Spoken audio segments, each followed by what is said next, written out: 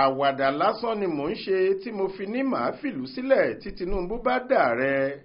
Bọde George ló sọ bẹ́ẹ̀. ọ̀kan pàtàkì lára àwọn olóyè ẹgbẹ́ òṣèlú People's Democratic Party PDP olóyè Ọlábọ̀dé George tó ti fìgbà kan jẹ́ igbákejì alága àpapọ̀ ẹgbẹ́ náà ti sọ pé àwàdà lásán lòun ń ṣe nígbà tóun fi sọ fáwọn oníròyìn kan pé òun máa forílẹ̀-èdè yìí sílẹ̀ bí aṣíwájú Bọ́lá Ahmed Tinubu bá wọlé sípò ààrẹ orílẹ̀-èdè yìí nínú ìbò gbogbogbò èyí tó wáyé lọ́jọ́ 25 oṣù kejì ọdún 2023 yìí. olóyè Bọde George sọ̀rọ̀ ọ̀hún di mímọ̀ lásìkò tó ń bá àwọn oníròyìn tẹlifíṣàn kan tí wọ́n ń pè ní Trust TV sọ̀rọ̀ nílùú Èkó láìpẹ́ yìí.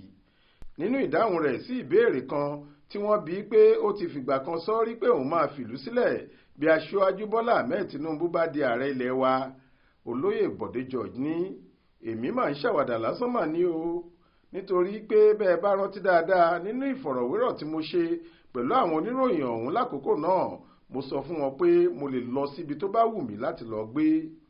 ẹ wo iye ọdún àti wàhálà tí mo ti ṣe lórí kílù yìí lè dáa. ọdún 25 mi rèé nínú iṣẹ́ òṣèlú, ọdún 25 mi rèé nínú iṣẹ́ ológun. bí mo bá ro ọdún méjèèjì papọ̀ 50 ọdún nìyẹn. bí ẹ sì ṣe ń wò mí yìí mo ti ń súnmọ́ 100 ọdún báyìí.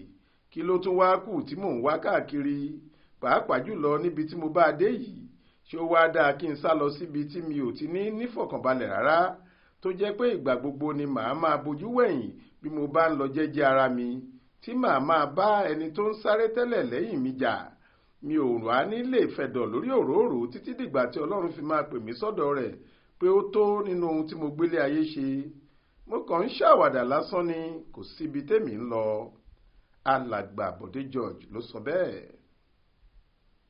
Adéwálé Adéoyè ló ṣàkójọ ìròyìn yìí fún iléeṣẹ́ tẹlifíṣàn Aláròye online. Faith Adébọ́lá ló kà á sétí ìgbọ́ yín.